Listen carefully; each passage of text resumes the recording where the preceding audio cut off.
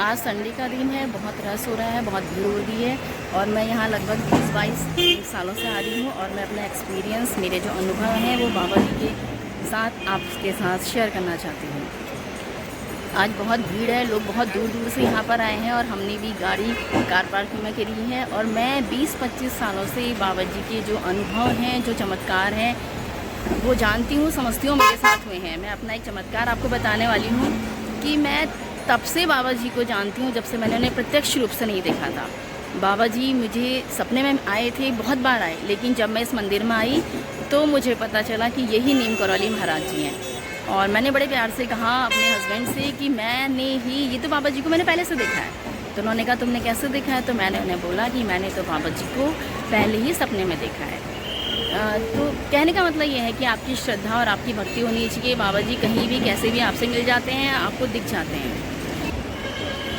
एक अनुभव आपको बताना चाहती हूँ। आज से 20 साल पहले मैं हमेशा रामायण पढ़ा करती थी, किसी भक्ति के लिए नहीं, सिर्फ अपनी मन की शांति के लिए पढ़ती थी। तो जब मैं उसे पढ़ती थी तो मुझे बहुत शांति मिलती थी। कोई फिक्स टाइम नहीं था कि मैं किस समय पढ़ूँ, कैसे पढ़ूँ। जब मेरा मन करता था मैं हाथ पैर धो के मंदिर में उसे पढ़ लेती थी। और बहुत बार सपने में मुझे दिखती थी एक खटिया में बाबा जी बैठे हैं, लेटे हैं और काले रंग का कंबल उनके उसमें बिछा हुआ है और उन्होंने ब्लैक रंग का, ब्लू और रेड कलर का कंबल पहना हुआ है। बहुत बार दिखते थे और मुझे जब भी कोई परेशानी आती थी बाबा जी मुझे दिखते थे और मेरा उन परेशानियों का निराकरण हो जाता था। लेकिन जब मुझे हस्बैंड यहाँ लेके आए मंदिर में बाबा जी के पास तो मैं चौंक गई और मैंने उन्हें बोला कि ये बाबा जी से तो मैं मिली हूँ। तो उन्होंने कहा आप इनसे कैसे मिले हैं? तो मैंने उन्हें बोला कि ये तो मेरे सपने में पहले ही आ चुके हैं। तो उन्होंने कहा यही तो साक्षात नीम करौली महाराज जी हैं। मैंने उन्हें साक्षात तो नहीं देखा था, लेकिन अप्रत्यक्ष रूप से सपने में ज़रूर देखा। और प्रत्यक्ष रूप से जब बाबा जी ने मुझे यहाँ पे दर्शन दिए तो मैं बहुत प्रफुल्लित हो गई और बहुत आश्चर्यचकित हो गई कि मैंने तो बिना देखे ही उन्हें देख लिया। एक चमत्कार और हुआ मेरे साथ। आज से 20 साल पहले की बात है। मैं और मेरे हस्बैंड ऐसे ही मोटरसाइकिल पर बाबा जी के दर्शन के लिए आ रहे थे। तो ये मुझे बाबा जी की कहानियाँ सुनाते थे और इन्होंने मुझे रास्ते में सुनाया कि बाबा जी ऐसे किसी को कहीं भी दिख जाते थे, अप्रत्यक्ष रूप से, क्या प्रत्यक्ष रूप से दिखते थे। तो हम ऐसे ही आ रहे थे, डिवाइडर्स दिख रहे थे। तो मैंने कहा मन ही मन कहा कि बाबा जी ऐसे ही सबको डिवाइडर में बैठे दिख जाते थे, रोड पे दिख जाते थे। तो मैं तो इतनी बार आई हूँ लेकिन बाबा जी ने मुझे कभी प्रत्यक्ष रूप से दर्शन नहीं दिए। तो बाबा जी तो अंतर्यामी थे, उन्होंने सब समझ लिया। और जैसे ही मैं मंदिर में पहुंची, बाबा जी की मूर्ति को मैंने देखा तो बाबा जी ने मुझे देखते ही जो मुस्कान छोड़ी और जो आंखों से उन्होंने मुझे देखा वो मैं अपनी लाइफ में कभी भी नहीं भूल सकती। उन्होंने मुझे इतने प्यार से देखा और समझाया कि देखो मैं तो हमेशा तुम्हें देखता हूँ, तुम ही मुझे नहीं ढूंढ पाती हो। कहने का तात्पर्य यह है कि श्रद्धा होनी चाहिए। भगवान आपको सब जगह मिलते हैं, मैं बार बार कह रही हूँ। प्रत्यक्ष क्या अप्रत्यक्ष क्या, मुझे तो बाबा जी ने हमेशा चमत्कार किया है, मेरे लिए हमेशा चमत्कार किए हैं। और हमेशा मुझे दुख होती है, परेशानी होती है, मैं बाबा जी के पास आती हूँ। बाबा जी का आशीर्वाद मेरे पास हमेशा बना रहता है। और मैं आपसे चाहती हूँ कि कृपया करके यहाँ पर जो भी आता है उसे पिकनिक स्पॉट ना समझ के, उसे एक धार्मिक स्थल समझ के दर्शन कीजिए, पवित्रता बनाए रखिए, मर्यादा भंग ना कीजिए। उत्तराखंड एक देवभूमि है। उत्तराखंड को देवभूमि इसीलिए कहा गया है क्योंकि सारे देवी देवताओं का निवास यहाँ है। इसलिए मैं आपसे बार बार विनती करती हूँ, कृपया मंदिर की पवित्रता और उसकी मर्यादा को बनाए रखिए। अब आपको मैं नीचे एक जो नदी है वो दिखाती हूँ और उसके बारे में एक जो छोटी सी कहानी मुझे पता है वो मैं बताती हूँ। वो एक नदी ही नहीं है, वो एक गंगा मैया है। ये आप देख रहे हैं, ये गंगा मैया है और ये पवित्र गंगा मैया है। कहा जाता है कि जब नीम करौली महाराज जी के वहाँ स्थापना दिवस के लिए प्रसाद बनाया जा रहा था, और प्रसाद में आपको पता है कि मालपुए बनाए जाते हैं और वो मालपुए शुद्ध देसी घी के बनते हैं। तो 1 महीने पहले से ही प्रसाद के लिए मालपुओं का बनना शुरू हो जाता है।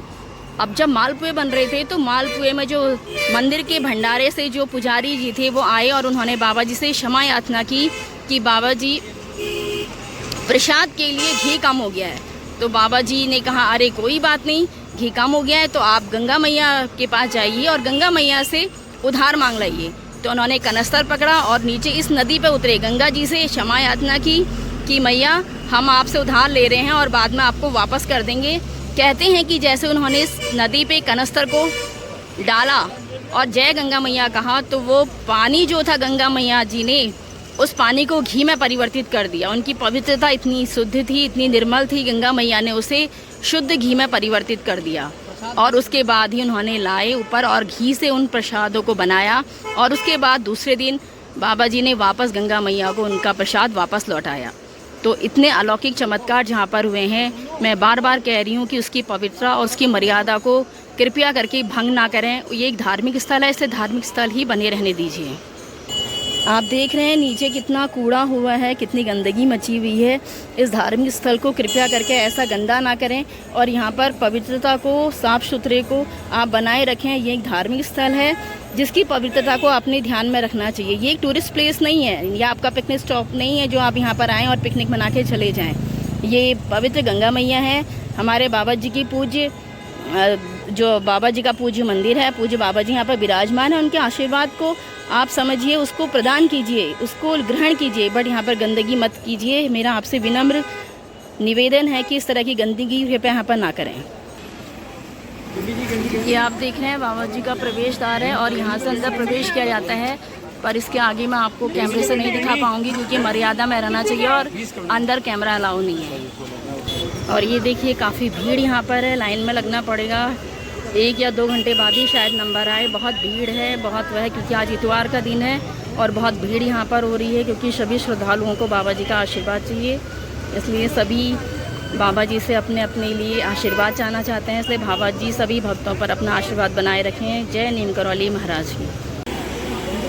जिस पवित्र गंगा मैया की मैंने आपको अभी एक छोटी सी लघु कथा सुनाई, वो यही गंगा मैया है। जय हो गंगा मैया की, जय हो नीम करौली महाराज की। बाबा जी सब पर अपनी कृपा दृष्टि बनाए रखना, अपना आशीर्वाद सब पे बनाए रखना। बाबा जी सब पर अपनी कृपा बनाए रखिए, अपना आशीर्वाद बनाए रखिए। जय हो नीम करौली महाराज की, जय हो हनुमान जी की। कहते हैं कि महाराज नीम करौली बाबा जी हनुमान जी का साक्षात अवतार है।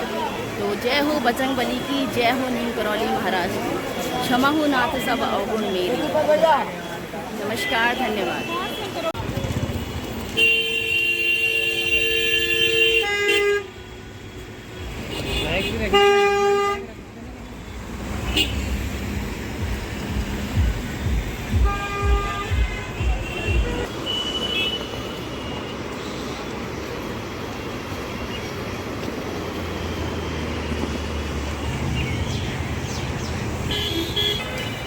नमस्कार आप सभी को। आप सभी देख रहे हैं मेरे पीछे बिल्कुल बैक साइड में नीम करौली महाराज जी का मंदिर है और आज मैं यहाँ आई हूँ वापस, और अब मैं आपको दर्शन कराने वाली हूँ महाराज जी के, क्योंकि महाराज जी के अंदर परिषद में, मंदिर परिषद में कैमरा अलाउ नहीं है। सो हम बाहर से आपको बताएंगे कि महाराज जी ने कैसे कैसे किस किस पे कृपा करी। बहुत लंबी लाइन है, आप ध्यान से देखिए। ये बाबा जी का मंदिर है।